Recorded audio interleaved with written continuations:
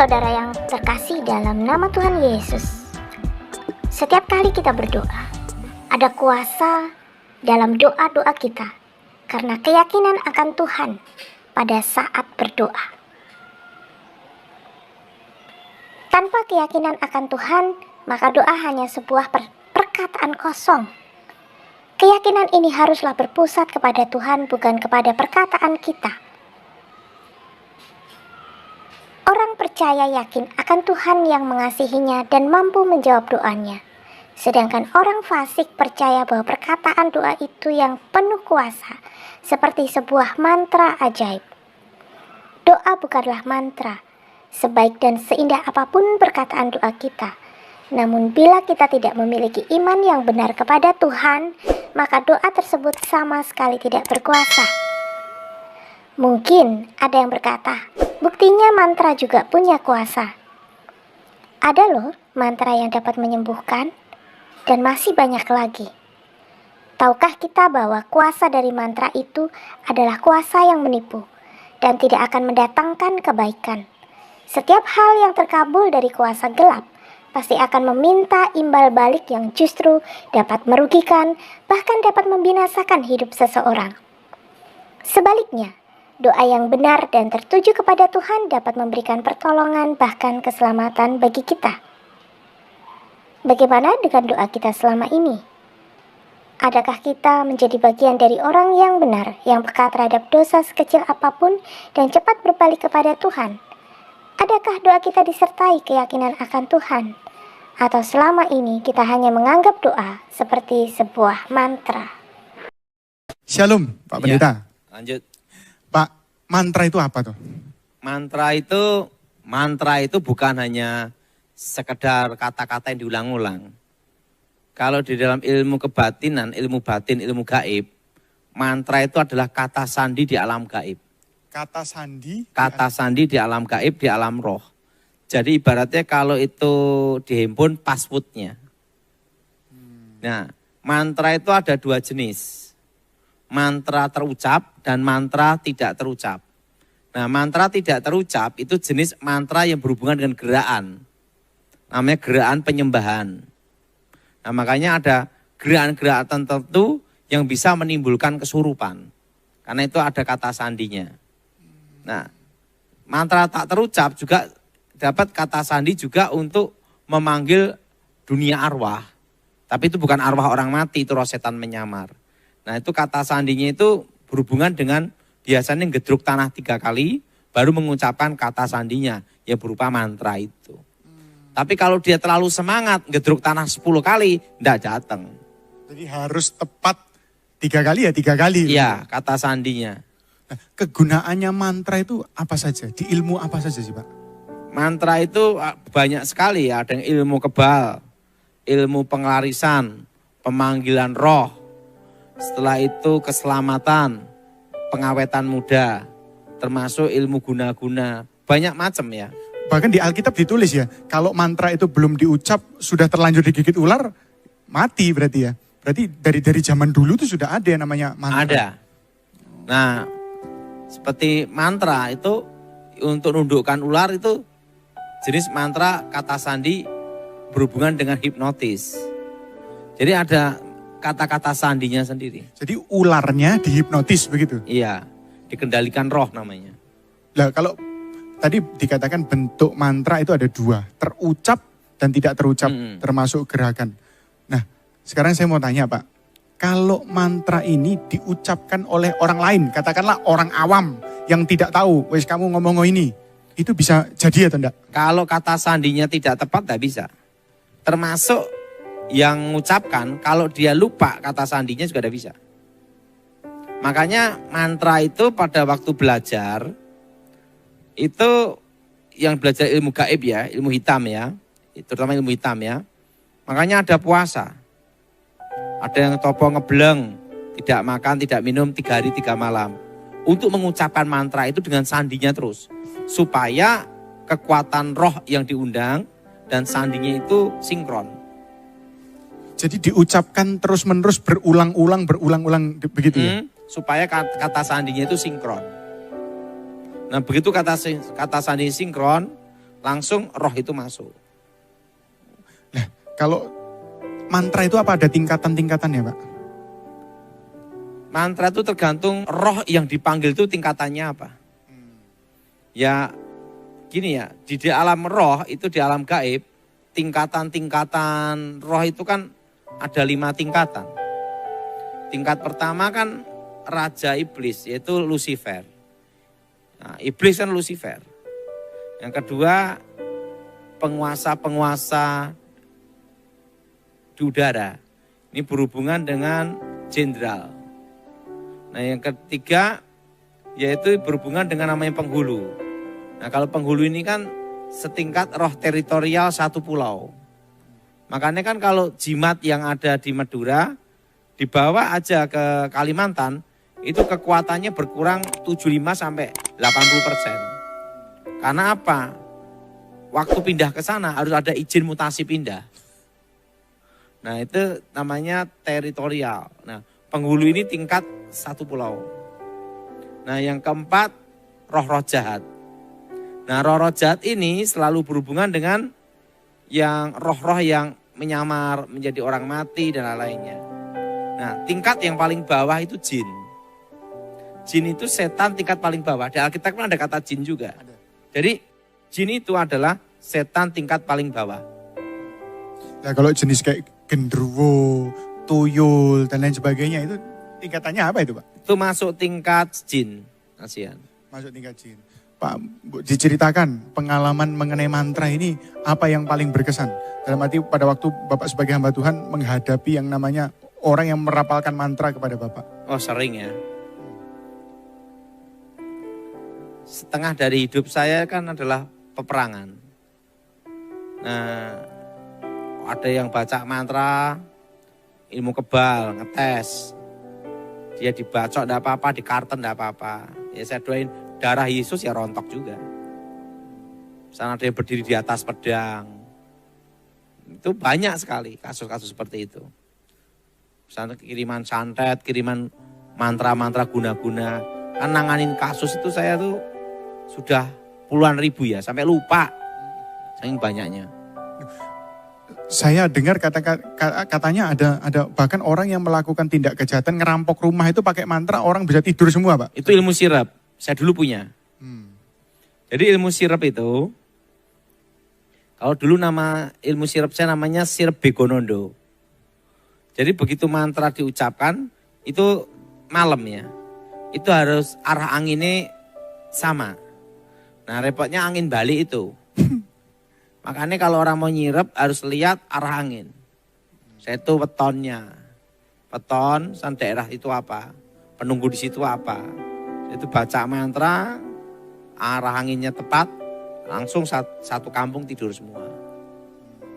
Nah dulu ngerampok gitu, orang ngerampok ilmu sirap namanya. Kalau saya dengar dari Pak Pendeta, berarti orang yang menggunakan ilmu hitam aja mau melakukan sesuatu itu ada aturan. Lihat wetonnya, lihat arah mata angin dan lain sebagainya. Iya. Repot ya. Nah tapi kalau sekarang jadi hamba Tuhan, di kekristenan itu sebenarnya ada aturan-aturan itu atau asal kita pokoknya dalam nama Yesus semuanya beres? Ya ada aturan. Aturannya percaya. Kedua, jangan aneh-aneh lah. Kadang itu orang itu jadi batu sandungan, aneh-aneh. Misalnya bawa dikasih garam lah, dikasih air yang dari mana lah, tidak ada pengaruhnya. Sebenarnya itu yang penting iman kita lah. Dan aturannya apa ya, sesuai hukum Tuhan aja lah. Gak usah neko-neko. Oke. Pak, ini dampaknya orang yang kena mantra itu biasanya apakah dia itu tiba-tiba jadi linglung atau dia kelihatan enggak sih orang kalau kena mantra itu dampaknya kelihatan atau enggak? Kelihatan, kalau kena guna-guna itu mata kosong. Kedua kalau kena santet, jadi gini ya. Cara ilmu santet bekerja masuk dalam tubuh yang paling lemah dalam diri manusia yang dituju. Makanya santet itu tergantung yang lemahnya apa? Perut, yang kena bagian perut. Lemahnya kepala, yang kena bagian kepala. Kaki, yang kena kaki bagian kaki. Gitu. Jadi ilmu santet itu waktu nyerang dalam tubuh manusia yang paling lemah itu apa? Itu yang diserang. Berarti santet dengan mantra ini ya bergandengan ya Pak ya? Iya. Oke, nah sekarang Pak Pendeta, kalau tadi ada mantra yang tidak terucap, berarti karya-karya seni itu juga kadang-kadang bisa mengandung mantra. Contohnya lagu. Katanya ada lagu Jawa itu bisa manggil kuntilanak, seperti itu. Itu benar atau enggak sih? Itu kan mantra terucap kalau lagu itu. Berarti di karya-karya seni termasuk lukisan, itu apakah ada? Bisa terjadi. Nah kalau berhubungan dengan benda, itu bukan hanya mantra, itu berhubungan dengan jimat. Nah, film Indonesia, film horor Indonesia. Wah, setan Indonesia ini lebih serem daripada setan Eropa. Nah kok bisa Pak Pendeta? Lah di Eropa kan jarang ada suster ngesot. Kuntilanak, sundel bolong. Film-film Indonesia, film-film itu apakah menggunakan ilmu-ilmu hitam? Belum tentu juga. Kita kan tidak bisa sapu rata ya. Tidak bisa, belum tentu. Tetapi kalau Pak Pendeta misalnya pernah lihat nggak sih film-film hantu Indonesia itu? Saya terus terang tidak suka ya. Karena udah bosen. Karena sudah ngelihat setannya sendiri.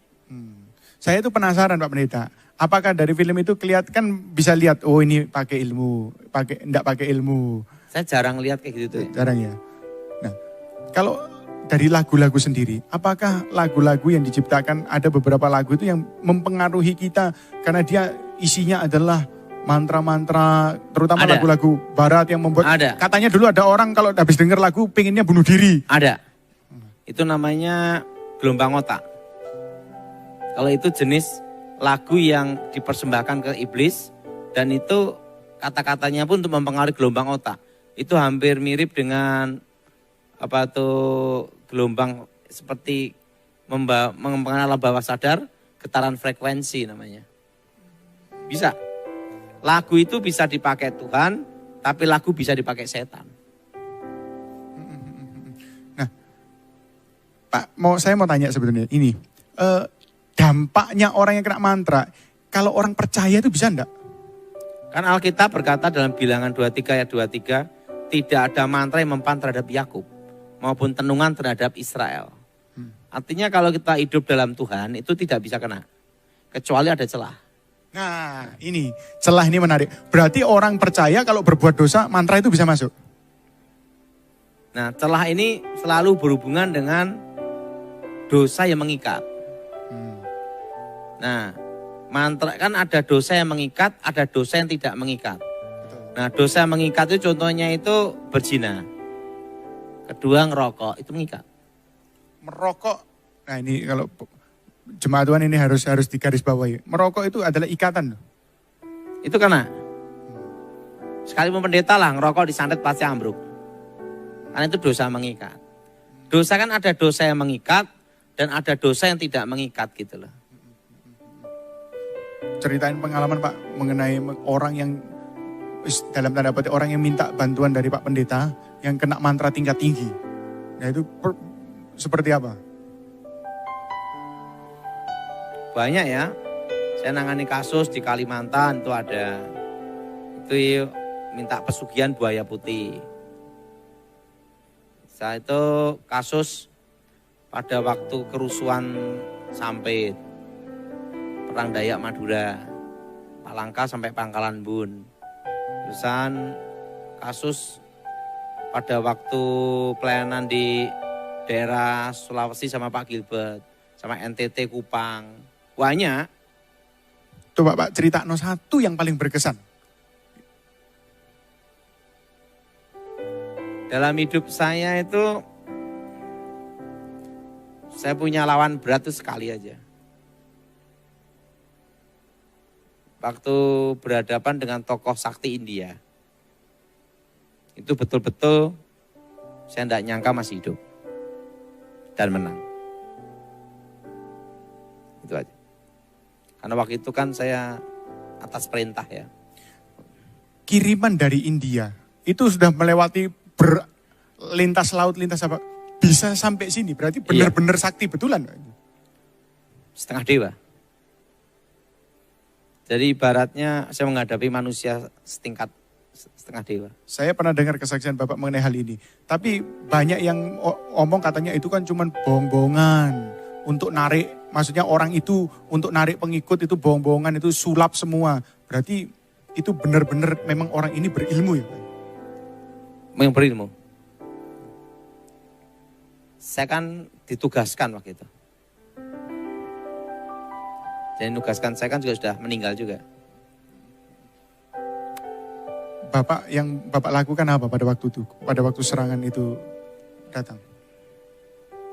Saya doa darah Yesus. Hancurkan mantra, darah Yesus hancurkan kutu. Target daripada orang ini kan orang lain yang Bapak lindungi. Kenapa kok bisa sekarang tiba-tiba dia langsung berhadapan? Berarti di alam roh ini dia tahu Pak ya, ini yang membentengi, ini yang melindungi. Iya. Kalau sistem pengamanan kan ya kan seperti ini. Kita boleh mati, tapi yang kita amankan harus hidup. Nah waktu itu kan saya diminta untuk mengamankan presiden. Sama Pramono Edi Wibowo. Jadi apapun alasannya, apapun ininya, sebelum menyampai ke beliau harus saya dulu.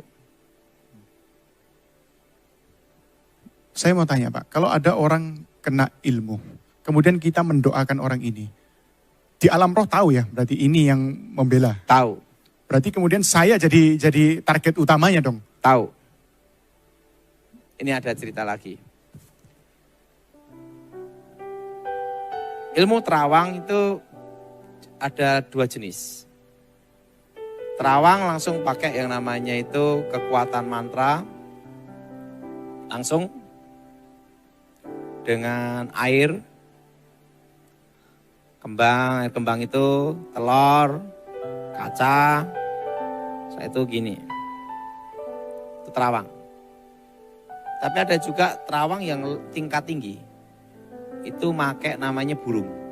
Biasanya yang dipakai itu burung elang. Saya pernah nangani kasus itu. Jadi dengan ilmu terawang, elangnya datang. Elangnya komunikasi. Waktu itu kan saya diminta sama jenderal ya. Elangnya komunikasi. Kita doakan orang yang kena ilmu itu berarti kita ini jadi sasaran dong Pak. Iya. Berarti kalau hidupnya setengah-setengah, lebih baik enggak usah doakan orang yang seperti itu ya. Karena bisa kena serangan balik sendiri, repot sendiri dong berarti. Saya itu dalam hidup selalu percaya pembelaan Tuhan. Kita tidak bisa mengatakan setengah atau tidak setengah. Karena saya sangat percaya yang disebut Tuhan membela firman-Nya.